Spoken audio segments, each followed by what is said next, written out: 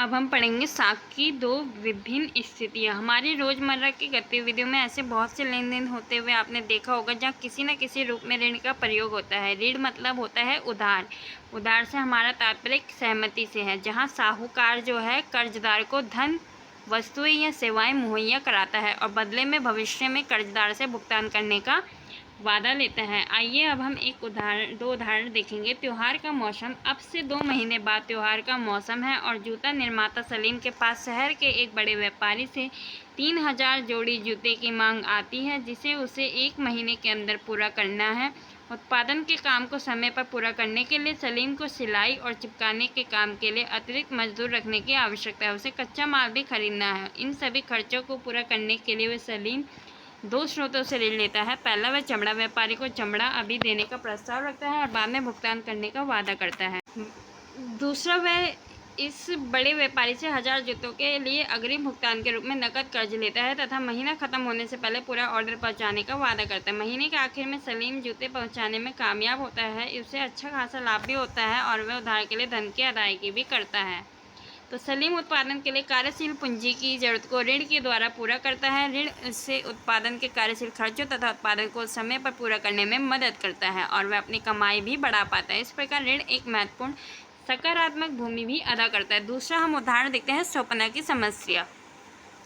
एक छोटी किसान स्वप्ना अपनी 3 एकड़ जमीन पर मूंगफली उगाती है। वह इस उम्मीद पर कि फसल तैयार होने पर कर्ज को अदा कर देगी, खेती के खर्चों के लिए साहूकार से ऋण लेती है। फसल पर कीटनाशकों के हमले से फसल भी बर्बाद हो जाती है। हालांकि स्वप्ना फसल पर महंगी कीटनाशक दवाइयाँ छिड़कती है, उससे कोई खास फर्क नहीं पड़ता। वह साहूकार का कर्ज लौटाने में भी असफल रहती है और साल के अंदर ये कर्ज बड़ी रकम बन जाता है। अगले साल स्वप्ना खेती के लिए दोबारा उधार लेती है। फिर वही इसी साल भी सामान्य रहती है, लेकिन इतनी कमाई नहीं होती कि वह अपना कर्ज वापस कर सके और वह क्या करती है, फिर बाद में कर्ज के जाल में फंस जाती है। उसे कर्ज को चुकाने के लिए अपनी ज़मीन का कुछ हिस्सा बेचना पड़ता है।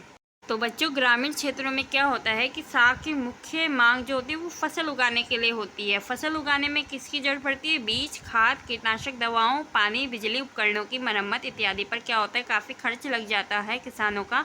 तो इन आगतों को खरीदने और फसल की बिक्री होने के बीच कम से कम कितना टाइम लग जाता है? 3-4 महीने का अंतराल होता है। आमतौर से किसान जो है ऋतु के आरंभ में फसल उगाने के लिए उधार लेते हैं और फसल तैयार होने के बाद वापस कर देते हैं। उधार की अदायगी मुख्यतः फसल की कमाई पर निर्भर है। स्वप्ना के मामले में फसल बर्बाद हो जाने से कर्ज की अदायगी असंभव हो गई। उसे कर्ज उतारने के लिए क्या किया? अपनी ज़मीन का कुछ हिस्सा बेचना पड़ा। ऋण ने स्वप्ना की कमाई को बढ़ाने की बजाय क्या कर दिया, उसकी स्थिति और भी ज़्यादा बद से बदतर गंभीर कर दी और इसे आम भाषा में हम कह सकते हैं कि वो कर्ज जाल में फंस गई।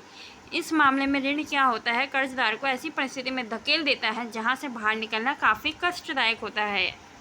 एक स्थिति में ऋण आय बढ़ाने में सहयोग करता है, वहीं दूसरी स्थिति में जो है फसल बर्बाद होने के कारण ऋण व्यक्ति को जो है अपने जाल में फंसा देता है। स्वप्ना को कर्ज उतारने के लिए अपनी ज़मीन का एक हिस्सा बेचना पड़ता है। स्पष्ट है कि उसकी स्थिति पहले की तुलना में बदतर हुई। ऋण उपयोगी होगी या नहीं, ये परिस्थिति के खतरों और हानि होने पर प्राप्त सहयोग की संभावना पर निर्भर करता है। अब बच्चों, हमारा इम्पोर्टेंट टॉपिक है कि ऋण की शर्तें किसे कहा जाता है। ब्याज दर, समर्थक ऋणदार, आवश्यक कागजात और भुगतान के तरीकों को सम्मिलित रूप से क्या कहा जाता है? ऋण की शर्तें कहा जाता है। ठीक है, अब हम पढ़ेंगे बच्चों भारत में औपचारिक क्षेत्र में साख। तो विभिन्न प्रकार के ऋणों को 2 वर्गों में बांटा जा सकता है, औपचारिक और अनौपचारिक क्षेत्रक ऋण। पहले वर्ग में क्या होता है, बैंकों और सहकारी समितियों के लिए कर्ज आते हैं। अनौपचारिक उधारदाता में क्या होता है, साहूकार, व्यापारी, मालिक, रिश्तेदार, दोस्त इत्यादि आते हैं। तो ये इम्पोर्टेंट है आपका। औपचारिक में आते हैं बैंक और सहकारी समितियों से कर्ज लिया हुआ, और अनौपचारिक उधारदाता में आते हैं आपके साहूकार, व्यापारी, मालिक, रिश्तेदार, दोस्त इत्यादि। ठीक है, तो आगे चलते हैं। भारतीय रिजर्व बैंक ऋणों के औपचारिक स्रोतों की कार्यप्रणाली पर नज़र रखता है। उदाहरण के लिए हमने देखा कि बैंक जो है अपनी जमा का एक न्यूनतम नकद जो है इससे अपने पास रखते हैं। आरबीआई नज़र रखता है कि बैंक वास्तव में नकद शेष बनाए हुए हैं। आरबीआई इस पर भी नज़र रखता है कि बैंक केवल लाभ अर्जित करने वाले व्यवसायी और व्यापारियों को ही ऋण मुहैया नहीं करा रहे, बल्कि छोटे किसानों, छोटे उद्योगों और छोटे जो कर्जदार होते हैं इत्यादि को भी ऋण दे रहे हैं या नहीं। समय समय पर बैंकों द्वारा आरबीआई को ये जानकारी देनी पड़ती है कि वे कितना किसको ऋण दे रहे हैं और उसकी ब्याज की दरें क्या है। और ये वहीं दूसरी तरफ अनौपचारिक क्षेत्र में ऋणदाताओं की गतिविधियों को देखरेख करने वाली कोई संस्था नहीं होती है।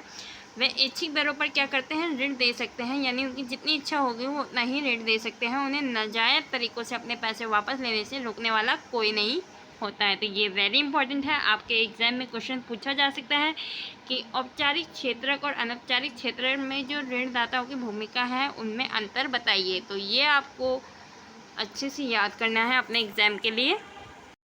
अब हम पढ़ेंगे औपचारिक ऋणदाताओं की तुलना में अनौपचारिक क्षेत्र के ज़्यादातर ऋणदाता कहीं अधिक ब्याज वसूल लेते हैं, इसलिए अनौपचारिक ऋण जो है कर्जदाता को अधिक महंगा पड़ जाता है। ठीक है, तो ये हो गया एक अंतर। ऋण की उच्च लागत का अर्थ है कर्जदार की आय का अधिकतर हिस्सा ऋण की अदायगी में ही खर्च हो जाता है, इसलिए कर्जदारों के पास अपने लिए जो कम आय बचती है कुछ मामलों में ऋण की उच्च ब्याज दरों के कारण कर्ज वापस करने की रकम कर्जदार की आय से भी अधिक हो जाती है। इसके कारण क्या होता है, ऋण का बोझ बढ़ जाता है और व्यक्ति ऋण जाल में फंस जाता है। ऐसे ही संभव कि जो लोग कर्ज लेकर अपना उद्यम शुरू करना चाहते हैं वे ऋण की अधिक लागत को देखकर पीछे हट जाए। इन सभी कारणों को देखते हुए बैंक और सहकारी समितियों को ज़्यादा कर्ज देना चाहिए। इसके जरिए लोगों की क्या हो सकती है, आय बढ़ सकती है और बहुत से लोग अपनी अलग अलग ज़रूरतों के लिए सस्ता कर्ज ले सकेंगे। वह फसल को उगा सकते हैं, कोई कारोबार शुरू कर सकते हैं, कोई छोटे उद्योग खोल सकते हैं, वे नए उद्योग लगा सकते हैं या वस्तुओं का व्यापार कर सकते हैं। सस्ता और सामर्थ्य के अनुकूल कर्ज देश के विकास के लिए अत्यंत आवश्यक है। अब हमारा विषय है निर्धनों के स्वयं सहायता समूह। पिछले खंड में हमने क्या देखा कि जो गरीब परिवार हैं वो क्या होते हैं, ऋण के लिए अब भी अनौपचारिक स्रोतों पर ही निर्भर है। ठीक है, ऐसा क्यों है, क्योंकि भारत के सभी ग्रामीण क्षेत्रों में बैंक मौजूद नहीं हैं अभी भी। जहाँ कहीं भी मौजूद है, बैंक से कर्ज लेना अनौपचारिक स्रोत से कर्ज लेने की तुलना में ज़्यादा मुश्किल है। जैसे कि हमने मेगा के मामले में देखा कि वो बैंक से कर्ज लेने के लिए ऋणाधार और विशेष कागजातों की जरूरत पड़ती है।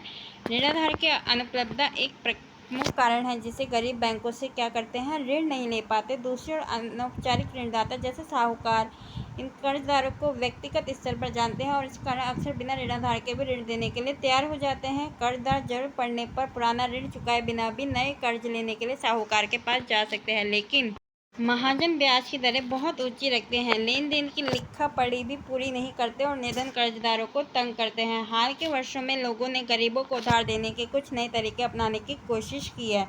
इनमें से एक विचार ग्रामीण क्षेत्रों के गरीबों, विशेषकर महिलाओं को छोटे छोटे स्वयं सहायता समूह से संगठित करने और उनकी बचत पूंजी को एकत्रित करने पर आधारित है।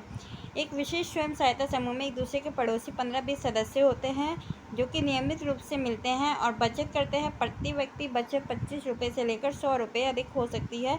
ये परिवारों की बचत करने की क्षमता पर निर्भर करता है। सदस्य क्या करते हैं, अपनी जरूरतों को पूरा करने के लिए छोटे कर्ज समूह से ही कर्ज ले सकते हैं। समूह इन कर्जों पर क्या करता है, ब्याज लेता है, लेकिन ये साहूकार द्वारा ले जाने वाले ब्याज से कम होता है। 1 या 2 वर्षों के बाद अगर समूह नियमित रूप से बचत करता है तो समूह बैंक से ऋण लेने के योग्य हो जाता है। ऋण समूह के नाम पर दिया जाता है और इसका मकसद क्या होता है, सदस्यों के लिए स्वरोजगार के अवसरों का सृजन करना। उदाहरण के लिए सदस्यों को क्या है, छोटे छोटे कर्ज अपनी गिरवी जमीन छुड़वाने के लिए, कार्यशील पूंजी की जरूरतों के लिए, घर बनाने, सिलाई की मशीन, हाथ करके पशु इत्यादि संपत्ति खरीदने के लिए दिए जाते हैं। बचत और ऋण गतिविधियों से संबंधित ज़्यादातर महत्वपूर्ण निर्णय जो है समूह के सदस्य स्वयं लेते हैं। समूह दिए जाने वाले ऋण, उसका लक्ष्य, उसकी रकम, ब्याज दर, वापस लौटाने की अवधि आदि के बारे में निर्णय करता।